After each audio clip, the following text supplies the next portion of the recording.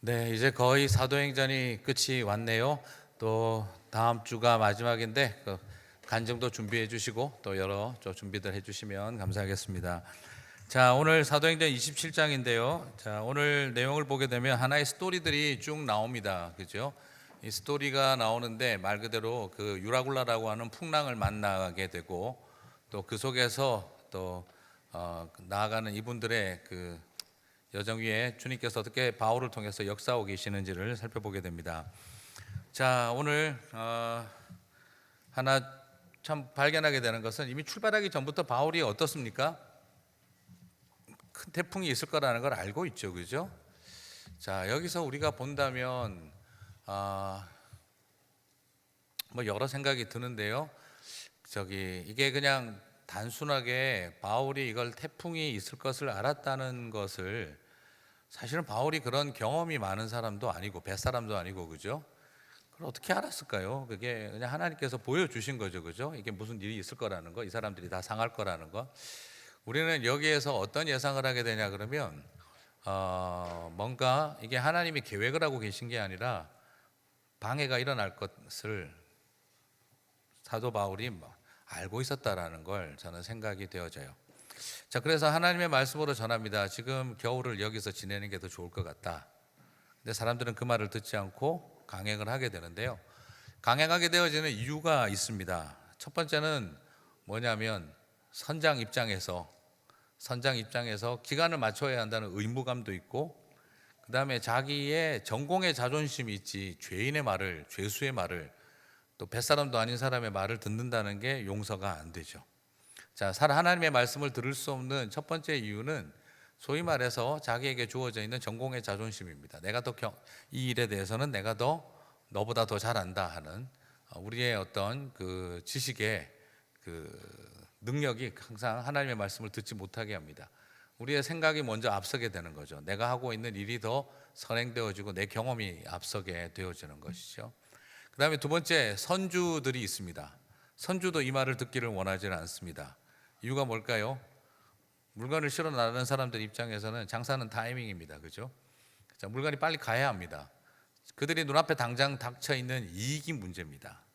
내가 추구하고자 하는 이익과 그리고 기간을 맞춰야 한다는 그런 당위적인 현실의 문제가 하나님의 말씀을 들을 수 없게 하고 있습니다. 내가 가진 전공의 자존심과 내 경험, 그리고 두 번째, 내가 가지고 있는 또 이익의 문제, 내가 추구하고 있는 이익을 성취하기 위해서는 하나님의 말씀을 들을 수가 없습니다. 그 다음에 세 번째는 또 뭐가 문제일까요? 그 백부장과 율리오도 그 말을 듣지 못하고 선장과 선주의 말을 더 좋게 여깁니다.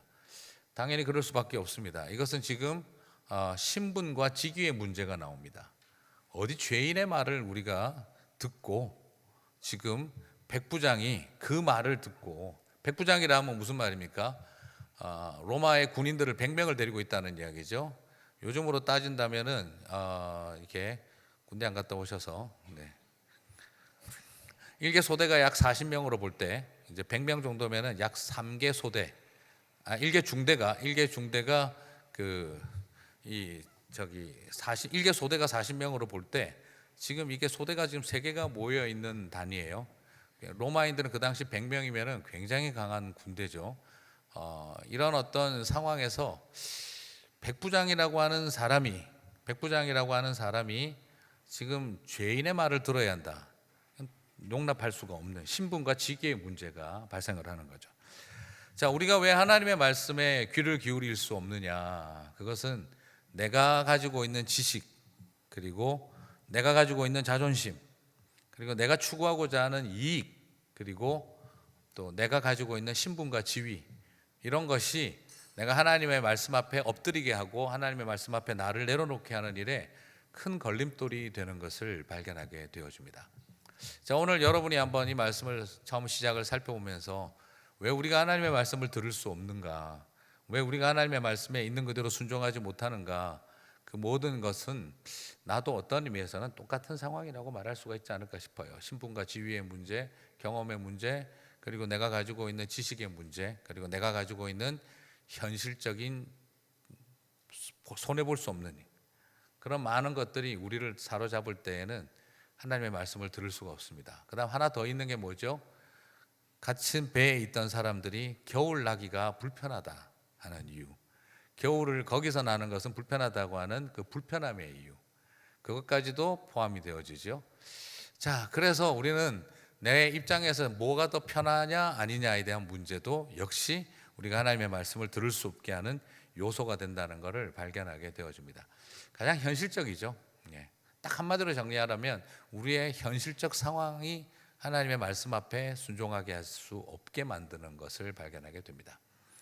자, 오늘도 유라굴라를 우리가 있다는 것을 몰라서가 문제가 아니라 우리가 이 네 가지에 우리가 갇힐 때에는 사실 그것은 쉽지는 않습니다. 근데 솔직히 지금 마음에 질문이 생기죠. 목사님, 그러면 솔직히 말해서 우리가 세상 현실을 살아가는 사람들이 그 네 가지를 벗어날 수 있는 사람이 누가 있습니까? 내가 가지고 있는 지식 때문에 걸리는 거고, 내가 또 손해보고 싶지 않은, 내가 추구하고 싶은 이익 때문인 거고, 내가 조금 더 편하고 싶은 거고, 그리고 내 신분이 있고 내 위치가 있지, 내가 그거 함부로 자존심 내려놓을 수도 없고. 근데 가끔 우리가요, 하나님의 말씀이 뭘 원하는지를 명확하게 알면서도 사실 그걸 피하고 싶은 게 그 현실이라고 하는 이야기를 자꾸 우리도 모르게 들고 나오는데, 그것과의 싸움이 참 어렵습니다. 근데 누가 손해보고 싶어요, 그죠? 내가 뻔히 아는데 내가 더 자존심 있지. 그리고 내가 지금 이런 지위에서 저 사람 말을 들어야 돼 하는 생각도 들고, 그리고 그것 때문에 우리가 하나님 말씀 앞에 못 서는 거예요. 근데 오늘 그 싸움을 우리가 다시 한번 시작할 수 있었으면 좋겠다 싶습니다. 자, 그런데 이런 고난이 닥쳐오는데, 오늘 이 유라굴라가 밀려오는데요. 자, 한편으로는 이 유라굴라가 밀려오는 이 상황을 볼 때 시작은 별로 나쁘지는 않았어요. 어떤 방향이 불었다 그랬습니까? 남풍이 불었다 그랬죠, 그죠? 그럼 지금 여러분이 지중해를 이렇게 쭉 보시면, 지중해 보면 큰 호수와 같잖아요, 그죠? 이 바닥에 나지만 이 그 위에 유럽과 서남아시아, 서아시아 쪽과 그 다음에 북아프리카 그 사이에 이렇게 거의 붙어 있다 때문에 이 지중해는 굉장히 바닷물이 따뜻하고, 그죠? 따뜻한 바닷물이고, 그리고 우리가 생각하는 것처럼 큰 이렇게 해류가 강력하게 흐르는 그런 바다라고 하기에는 좀 그래요. 갇혀 있는 일종의 바다에 가까워요. 그래서 안 가봤지만 지중해 바닷가에 발 담그고 그 따뜻한 바다에 이렇게 딱 앉아서 거기서 올리브 먹고 뭐 이렇게 포도 먹으면 얼마나 좋을까요, 그죠? 그럴 날이 올려나? 자, 하여튼 잘 모르겠지만 하여튼 그 느낌이, 지중해가 그런 바다예요. 그래서 남풍이 불었다 그랬습니다. 그 말은 뭐냐면은 지금 여러분이 세계 지도를 아시다시피 아프리카 북쪽 지역에 이렇게 북아프리카 형성이 되어 있으면 이집트에 뭡니까? 운하가 있고, 그죠? 그리고 그 위쪽이 팔레스타인 지방이잖아요. 그래서 사실은 팔레스타인이 지금 있는 위치가 군사적으로는 어떤 곳이냐 그러면 메소포타미아 문명과 이집트 문명이 연결되는 고리 쪽에 있는 거예요. 그러다 보니까 과거에 메소포타미아 문명에 있는 그 제국들이 자꾸 이스라엘을 건드리는 이유가 이집트의 영향력권에 못 들어가게 하려고 싸움을 많이 벌였죠. 그렇기 때문에 요 각지는 부분의 쪽에 거의 가깝다라고 할 수가 있어요. 그러면 이탈리아 쪽으로 데리고 가려면, 로마 쪽으로 데리고 가려면 바람이 어떻게 불어야 됩니까? 남풍이 불어야 되는 거예요. 남풍이 불어야 되는 게 맞아요. 근데 사실 여러분 잘 아시다시피 그 계절에 남풍이 불 가능성이 높습니까? 북풍이 불 가능성이 높습니까? 솔직히. 네. 북풍이 불 가능성이 높죠. 이게 왜냐면은 그 위에가 이게 춥고 밑에가 따뜻하잖아요. 위가 따뜻하고, 따뜻한 공기는 위로 올라가고 차가운 공기는 밑으로 꺼지니까 북쪽 유럽 쪽이 훨씬 더 기후가 춥죠. 그러니까 북풍이 불어내려 불기가 딱 좋은 곳이에요. 더더구나 이게 지금 그 겨울이라고 하는 계절이기 때문에 우리도 한국에서 있어 보면 아시지만 어떻습니까? 북풍이 불죠, 그죠? 그래서 그 삼국지에 보게 되면 적벽대전에 동남풍아 불어라. 네, 그런 거 재미없으시죠, 그죠? 네, 죄송합니다. 이게 제가 청중이 안 맞아요, 그죠? 지금 자, 그때도 보면은 북서풍이 계속 부는데 제갈공명이 이렇게 그 제사를 지내면서 동남풍을 불어오게 하는 그 이야기가 나오죠. 근데 그게 동남풍이 불어오게 만든 게 아니라 하루 정도 북서풍이 부는데 동남풍 부는 거를 대충 감을 잡고 쇼를 한 거죠. 그래가지고 하늘을 움직이는 듯한 그 지략가의 모습을 보여주죠. 실제로 이 계절에도 남풍이 분다는 것은 사실은 일상적이지가 않아요. 당연히 북동풍이 불어와야 되는 거죠. 그런데 남풍이 부는 거죠. 그러니까 배 타고 올라가니까 어떻습니까? 그거 봐라, 우리가 맞지 않았냐 하는 거죠. 그리고 이게 훨씬 더 좋았던 방법 아니냐, 해안을 따라서. 그런데 이 유라굴라라는 광풍이 남풍이 불어 올라오다가 이게 바람과 바람이 산맥 때문에 이렇게 갈라지면서 두 개가 부딪히는 자리에서는 급격하게 강력한 태풍으로 이게 바뀌는 거예요.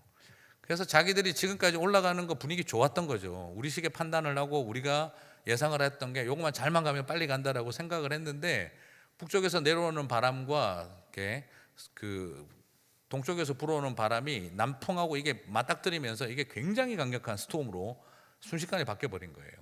한순간에.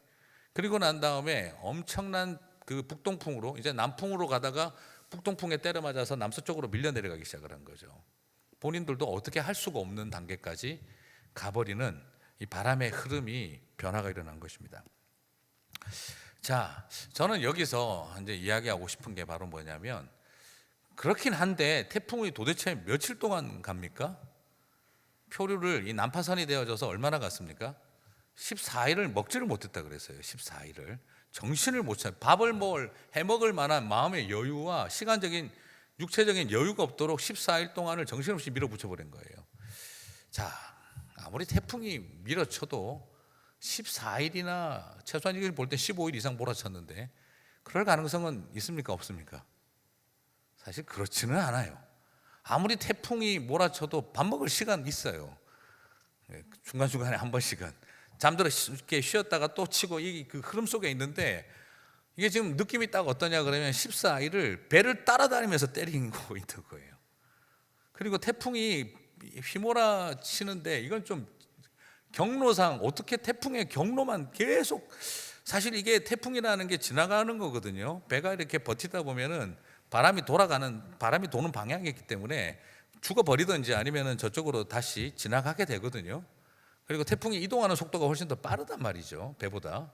그럼 지나가게 돼 있어요. 그런데 아니 어떻게 올라가던 배가 이쪽에서 내려오는 태풍을 맞았는데 지나가지 않고 계속 밀고 내려가는지를 저는 이해가 잘 안 가요. 그럴 수도 있겠지만 이건 유난히 좀 이렇게 자연 현상임에도 불구하고 좀 너무 느낌이 어떻습니까? 뭔가 좀 초자연적이라는 생각이 들어요. 예.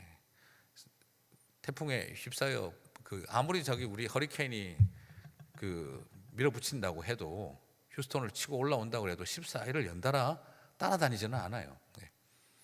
그리고 또 태풍이 꽤 오랜 기간을 이동을 하지 않습니까?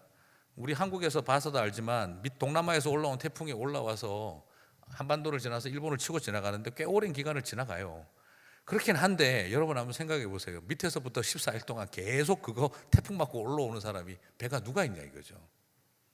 이건 뭔가 꼭 마치 멱살 쥐고 이렇게 계속 뺨 때리면서 14일을 가는 거랑 같은 느낌이에요.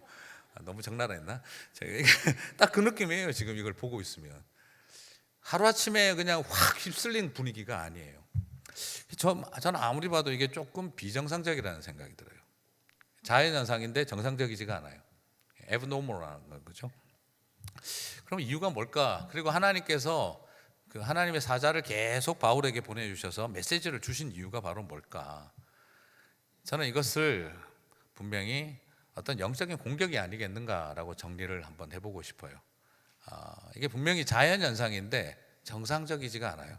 너무 14일 동안 연속 이렇게까지 그 태풍의 경로 속에 계속 벗어나지를 못하는 이 배, 차라리 그렇다고 완전 깨지는 것도 아니고 일반적으로 못하면 벌써 깨지고 죽었어야 되는 거고, 그러나 거기에 하나님께서 바울을 심어주시고 그 14일간의 싸움 속에서 끊임없이 그곳을 지켜가고 계신 걸 발견하게 되는 거죠. 제가 볼 때는 어떤 느낌이 드냐 그러면 사탄이 질리는 게 아니라 사탄이 질렸을 것 같아요. 야, 14일을 내려 꽂았는데 이게 뭘까? 어떻게 이렇게 될 수가 있을까? 그래서 이유는 뭐겠습니까? 네가 로마도 봐야겠거늘. 하나님의 그 약속을 이루기 위해서 바울이 그 발걸음을 시작을 했었을 때 어둠의 권세들은 바로 그 바울의 발걸음을 막기 위하여 그냥 온 힘을 다 휘몰아쳤던 것을 발견하게 되어집니다.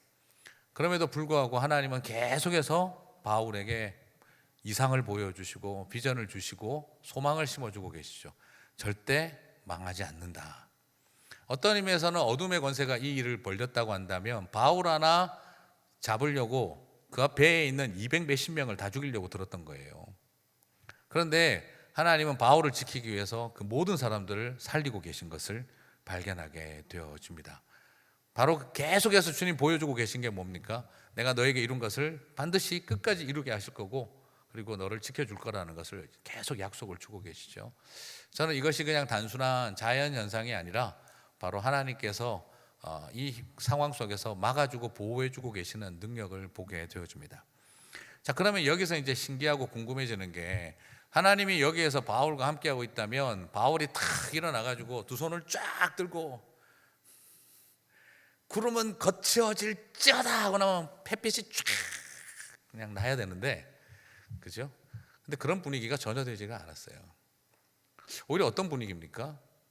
환경을 바꾼 게 아니라 사람들을 바꾸고 있는 걸 발견할 수가 있어요. 처음에는 어떻습니까? 깃방구도 그냥 듣지도 않던 사람들 아닙니까? 선장과 선주의 말을 더 들었죠, 백부장이. 그런데 시간이 흘러가면서 어떻게 됩니까? 거룻줄을 끊어버려라 하니까 그래야 너희들이 다 산다. 그러니까 그 사람들이 배를 내리고 있는 걸 잘라버려요. 누가 그 말을 듣습니까? 백부장이 그 말을 듣기 시작을 합니다. 그리고 나중에 바울이 사람들을 불러 모아놓고 자, 모두 하나님께서 나에게 말씀을 주셨으니까 걱정하지 말고 아무도 죽지 않을 거다. 그러니까 오늘 식사를 다 해라. 사람들이 전부 다 이 죄인의 말을 듣고 밥을 다 먹습니다. 그리고 나중에 배가 파손되어지고 죄인들을 죽이려고 하자 백부장이 나서가지고 바울을 살리기 위해서 모두를 살리게 합니다. 우리는 여기에서 어떤 상황을 보게 되어지냐 그러면 사탄은 바울을 막기 위해서 몸부림을 쳤는데 그 안에서 바울은 동력자들을 만들고 있었던 것입니다. 하나님의 사람들을 세우고 있었고 이미 복음의 능력은 그곳에서부터 시작되고 있더라는 거죠. 우리가 생각할 때 복음의 능력은 순풍에 돛단 듯이 로마로 가는 것입니다. 그런데 복음의 능력이 때로는 정반대입니다. 휘몰아치는 태풍 속에서 오히려 참된 살아계신 하나님을 경험하게 하는 일로 바울의 이 여정을 하나님께서 사용하고 있다는 것이죠. 우리가 기대하는 하나님의 역사는 뭡니까? 순풍에 돛단 듯 태풍도 없고 청풍명옥 속에 잘 가서 그리고 거기에 있는 사람들 로마에 가서 선교사가 되어지는 일이 우리는 그게 당연히 복음의 길이라고 생각되어지는데 하나님께서의 방법은 전혀 달랐다는 거죠. 그 이후로 이 백부장과 이들은 바울을 로마에 데려다 놓고 지키면서 그의 선교 사역을 위한 가장 훌륭한 후견자와 보호자가 될 수밖에 없었던 것을 우리는 보게 되어집니다. 왜냐하면 자기들이 다 봤으니까요. 그 태풍에서 겪어봤으니까요 말이죠. 자, 오늘 이것이 우리 하나님이 하시는 방법의 차이가 존재합니다. 그걸 통해서 주님께서 하신 아름다운 그 역사들을 일으킨 것을 발견하게 되는 것이죠. 그래서 내 삶 가운데 일어나는 태풍이 하나님이 나를 저주해서 이 모양 이 꼴로 만드는 것인가, 사람들이 내 말을 해도 안 듣는 것을 바라보면서 그래 너네들 죽든지 말든지 알아서 해라 해버리고 좌절할 것인가, 아니면 그곳에서 끊임없이 인내와 사랑 속에 그 태풍이 휘몰아치는 바다 속에, 여러분 태풍은 바다에만 휘몰아치고 있지 않았습니다. 태풍은 어디에도 휘몰아치고 있었습니까? 배 안에서도 태풍은 넘치고 있었습니다. 선장의 말을 들을 거냐, 선주의 말을 들을 거냐, 그리고 사람들의 말을 들을 거냐, 나중에 병사들이 죽이자고 하는 말을 들을 거냐, 온갖 말들이 말의 태풍이 돌아다니고 있던 그런 곳이었습니다. 바울은 끝까지 포기하지 않았습니다. 왜냐하면 나에게 주신 하나님의 말씀이 있었기 때문인 거죠. 그래서 그 말씀대로 그가 전하고 살아갔었을 때 배 안의 태풍도 잠잠해졌던 것을 발견하게 되어집니다. 오늘 우리가 살아가면서 우리 인생에 유라굴라와 같은 광풍이 옵니다. 그리고 또한 끊임없이 우리 안에서도, 배 안에서도 끊임없는 싸움들이 일어납니다. 누구의 말을 들을 것인가? 하나님의 말씀이 처음부터 들리겠습니까? 그렇지 않습니다. 그렇다고 해가지고 때려치워라, forget about it, 나는 이제 안 해, 그리고 돌아서 버릴 수도 있는 거죠. 그러나 바울이 끝까지 그곳에서 하나님의 말씀을 전합니다. 그리고 그 말씀은 결국에는 모두를 살렸습니다. 나중에 가가지고 네 말이 맞았냐 내 말이 맞았냐 따지고 싸우지도 않았습니다. 중요한 건 하나님의 말씀대로 이루어진 것이 중요했다는 것이죠. 오늘 우리에게 우리의 삶 가운데 그런 회방들은 당연히 있습니다. 회방이 없는 믿음의 길은 이 땅에 존재하지 않습니다. 그 유라굴라가 질병으로 올 수도 있고 비즈니스로 올 수도 있고 그 유라굴라가 깨어진 관계로 올 수도 있고 그 유라굴라가 나 자신에게서 지치고 탈진한 모습으로 나타나기도 하고 우리의 삶 속에 유라굴라는 반드시 밀려오게 되어져 있습니다. 믿음의 길을 걸어가면 순풍에 돛단 듯이 박수받고 칭찬받고 가는 길이라면 누가 못 가겠습니까? 그 길을 수많은 사람들이 박수받고 인정받고 가는 길이라면 선교사 누가 못 하겠습니까? 박수받고 인정받고 가는 길이라면 이 세상에 하지 못할 하나님 나라의 길이 뭐가 있겠습니까? 문제는 그 유라굴라 앞에 나는 어떻게 서 있느냐는 거예요. 자기 전공을 내세우는 사람, 손해보지 않으려고 하는 사람, 편하려고 드는 사람, 그리고 자존심과 신분과 지위를 따지는 사람들 앞에서 말해봐야 소용없는 그런 자리에 서 있으면서 휘몰아치는 태풍 앞에 여러분 거 봐라 내 말 듣도 안 듣고 다 죽었다 인간들아 그냥 그러고 쓰러지실 것입니까? 이 꼴 내가 난다고 하지 않았냐 하고 그냥 부들부들 떨면서 이를 악물고 그냥 같이 죽으실 겁니까? 아니면 끝까지 아니면 그 뱃사람들처럼 살기 위해서 튀어나갈 것입니까? 혼자만 살겠다고 물론 그게 또 자기도 죽는 길이거든요. 그렇게 할 것인가? 그게 아니라 오히려 끝까지 이곳에서 하나님의 말씀을 붙들고 사람들을 세우는 일을 할 것인가? 그게 우리에게 주어져 있는 선택의 몫입니다. 오늘도 살펴보면서 저는 사도 바울을 보면서 참 여러 생각을 합니다. 그죠? 사람의 이 지식과 뭐 손해를 안 보고 싶은 마음과 편하고 싶은 마음과 뭐 신분과 지위 다 한순간에 끝장나는 건 뭐냐면 엄청난 환경과 공격 앞에서는요. 그거 아무짝에 쓸모가 없다는 걸 알게 돼요. 실컷 폼 잡았는데 그거 어디다 쓰겠습니까? 나중에 그 태풍 앞에서. 그런데 그 태풍도 쓸데없는 데가 있는 거예요. 그게 뭡니까? 하나님의 말씀이라는 거죠. 그리고 그 말씀을 향한 믿음이라는 것이죠. 바울은 끝까지 좋아진 게 하나도 없습니다. 이제 좀 말을 듣는 것 같더니 죄수들이 풀려난다 싶으니까 죽이려고 들죠. 섬에 내려갔더니 다음 주에 하겠지만 웬 또 뱀은 또 덤벼가지고 물죠. 바울을 제가 보고 있으면은요, 이게 인생이 풀리는 건지 꼬이는 건지 알 수가 없어요. 이 자리에 끝까지 말씀을 붙들고 서는 일. 여러분 그게 우리 하나님 주신 저는 믿음의 능력인 줄 믿습니다. 24절에서 보는 것처럼 바울아 두려워하지 말라. 네가 가이사 앞에 서야 하겠고 가장 중요한 것은요 사명입니다. 저는 사명을 붙든 사람들 나에게 하나님이 주신 콜링 여러분 콜링을 갖는 것을 두려워하지 마십시오. 콜링이 없는 걸 두려워하셔야 됩니다. 콜링이 없으면 두려워하셔야 됩니다. 하나님 나에게 정확한 부르심이 있다면 가이사 앞에도 네가 서야겠다고 한다면 유라굴라가 문제가 아니고 너를 죽이려고 하는 사람도 문제가 아니고 굶은 것도 아무 문제가 아니라는 거예요. 중요한 건 하나님이 나에게 주신 사명이 있다면 반드시 그 풍랑의 끝에서 하나님의 승리가 우리를 기다리고 있다 하는 것을 바라보는 일입니다. 그래서 저는 부탁하고 싶습니다. 소명을 내려놓지 마십시오. 소명을 내려놓지 마십시오. 쉼은 필요하지만 소명을 포기하지 마십시오. 하나님이 나를 향한 부르심을 내려놓지 마십시오. 휴식은 필요합니다. 그러나 포기해서는 안 됩니다. 소명은 붙잡아야 합니다. 주님께서 마지막까지 끝까지 이야기하신 것은 네가 가이사도 봐야 한다는 그 사명을 내가 잊지 않고 있다 하는 것이죠. 자, 그래서 바울은 말합니다. 그러므로 여러분이여 25절에서 안심하라. 나는 내게 말씀하신 그대로 되리라. 하나님을 믿노라. 무엇입니까? 믿음입니다. 여러분 그 믿음이 이 모든 것들을 이기게 만듭니다. 소명을 붙잡으시고 믿음을 붙잡으시고 약속의 말씀을 향한 그 믿음을 붙잡으십시오. 너무 의도적으로 지난 2주간 했던 설교의 제목과 연결이 되는데요. 솔라 스크립추라 솔라 피데, 오직 하나님의 말씀을 향해서 그냥 믿음으로 붙잡으십시오. 믿음은 굉장히 막연한 개념이 아니라 바로 이런 험한 태풍 속에서, 이 수없는 생명의 위협 속에서 사람들 앞에 서서 끝까지 외칠 수 있게 만드는 능력이 믿음입니다. 절대 믿음을 어설프게, 우리가 내 믿음을 의지하지 마시고 하나님의 말씀, 하나님의 계획을 향해서 분명히 붙드시게 되기를 바랍니다. 그래서 그럴 때 하나님께서 오늘 말씀하시잖아요. 오늘 이 소유주가 바뀌어버린 거예요. 그죠? 뭐라고 이야기를 합니까? 이게 내가 너에게 이들을 다 주었노라. 그죠? 지금 갑자기 지금 선주가 누가 돼버린 겁니까? 바울이 돼버렸어요. 보호자가 누가 된 겁니까? 지금 바울이 된 거예요. 더 이상 로마의 군인들이 아닙니다. 이 배를 이끌어가는 선장이 누가 돼버린 겁니까? 바울이 돼버린 것입니다.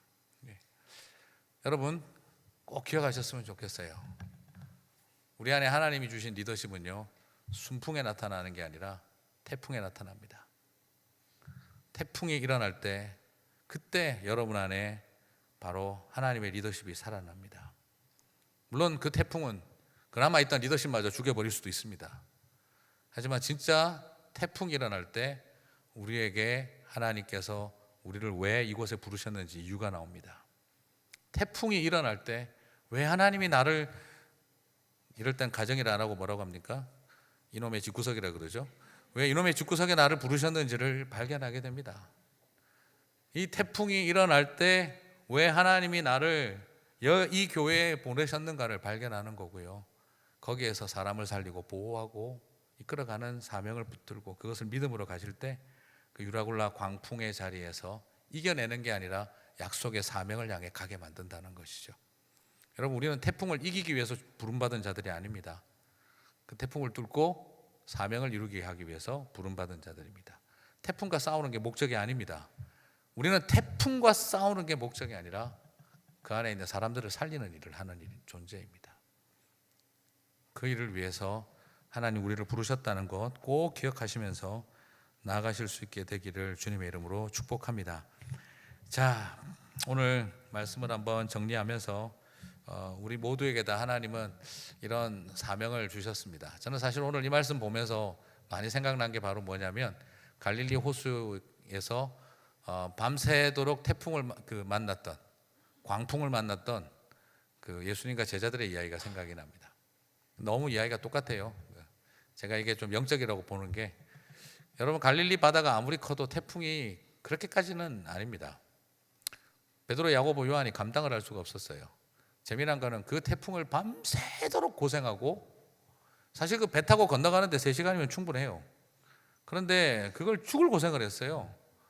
근데 왜 이렇게 고생을 했을까? 새벽에 딱 가니까 누가 기다리고 있습니까? 거라사인 지방에 군대 귀신 들린 자가 기다리고 있어요. 그러니까 I know who you are, 나는 당신이 누군지 알고 있습니다라고 이야기를 해요. 그럼 밤새도록 일어나는 풍랑이 누구랑 관련이 있습니까? 이 바로 군대 귀신 들린 자가 예수님이 오시는 발걸음을 틀어막고 있었던 거죠. 여러분 아시다시피 갈릴리 지방을 뭐라고 부릅니까? 앞에다가 수식어가 하나 있어요. 이방의 갈릴리라 그래요. 예수님 시대 때 이방의 갈릴리라고 불렀습니다. 같은 이스라엘 사람으로 잘 여겨주지 않았다는 뜻이에요. 완전 이방인 지역이 아니에요. 그런데 거기에 이방인들하고 이렇게 좀 믹스드 돼 있어요. 나사렛이 무슨 선한 것이 날 수 있겠냐고 했던 것도 그거예요. 더럽게 여긴 거예요.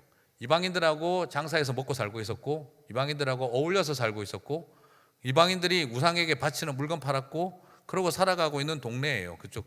그리고 이방인들 물건 날라주고 그거 무역하면서 먹고 살던 사람들이에요. 그러니까 유대인들이 보기에 그 사람들을 어떻게 여긴 겁니까? 더럽다고 여긴 거죠. 그래서 이방의 갈릴리라고 불렀던 거예요. 예수님께서는 의도적으로 제자들을 이방 갈릴리 사람들을 데리고 왔어요. 굉장히 선교적인 겁니다. 그리고 거라사인 지방도 유대인 땅이기도 했고 이방인의 땅이기도 했고, 그리고 그 당시에는 완전히 이방인들이 땅을 차지하고 있는 곳이에요. 예수님께서 의도적으로 배를 타고 그쪽으로 갔습니다. 일종의 선교적 항해였어요. 예수님께서는 선교 안 하셨다, 그게 아니에요. 예수님은 이미 살던 동네가 미셔널한 동네예요. 이방인들 동네, 나사렛 동네고 갈릴리 동네예요. 제자들도 다 그렇고. 그래서 베드로가 유대인들을 위한 사도로 부르심 받았지만 해외 선교 열심히 하러 다닐 수 있었던 게 그가 갈릴리 출신이라서 그래요. 이방인들 만나는 걸 별로 어려워하지 않았어요. 예. 그래서 바울의 이름이 헬라식 이름도 베드로도 이미 헬라식 이름을 가지고 있었던 거예요. 예. 그게 바로 피러, 베트로스. 그게 헬라식 이름을 가지고 있었던 게, 그가 갈릴리에서 헬라 사람들하고 장사를 해야 되니까 헬라식 이름을 가지고 있었던 거예요, 더 많이. 그러니까 그날 밤에 일어났던 태풍이 단순한 태풍이 아니라 하나님의 선교적 발걸음을, 예수님의 선교적 발걸음을 회방했던 거죠. 오늘도 비슷한 것 같다는 생각이 듭니다. 여러분, 복음이 진행되어지는 곳에 반드시 회방이 있습니다. 광풍이 일어납니다. 그것을 들고 가는 자를 그냥 두지 않습니다. 침몰시키려고 하고 좌절시키려고 하고 다 때려치우라고 그냥 원망하고 돌아서고 만들고 싶어 하는 게 사탄의 공격입니다. 우리는 그 공격 앞에 서 있습니다. 늘 어려운 싸움이지만 저는 사도 바울을 이번에 사도행전을 마무리 지으면서 너무 예수님보다 사도 바울을 띄우는 게 아닌가 제가 걱정이 되기도 하지만, 그러나 저는 바울이라는 사람을 자꾸 마지막으로 말하지 않을 수가 없어요. 누구보다 예수님처럼 살아갔던 사람입니다. 그 험한 풍랑을 겪으면서 갔던 것처럼 바울이 그 길을 걸어갔습니다. 이쯤 되면 이제 진짜 때려치우고 싶을 것 같아요. 14일을 굶어 보십시오. 그리고도 하나님 말이 나올런지 입에서 14일 굶어 보시고 나면 정말 그냥 징글맞다, 내가 사명받은 것도 징글맞다 징글맞어, 그 생각이 들 거예요. 주변 사람 다 괴롭히는 거잖아요.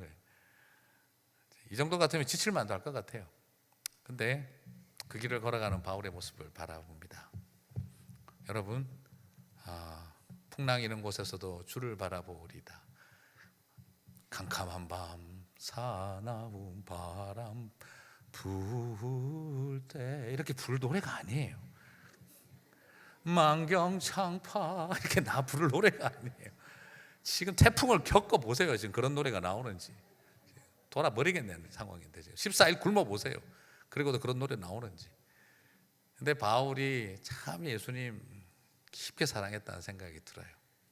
오늘 그런 마음으로 여러분의 유라굴라 앞에 서 보시기를 바랍니다.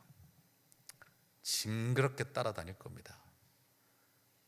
그 유라굴라 앞에, 지긋지긋한 유라굴라 앞에서 그래도 약속의 말씀을 붙들고 나는 하나님을 믿는다.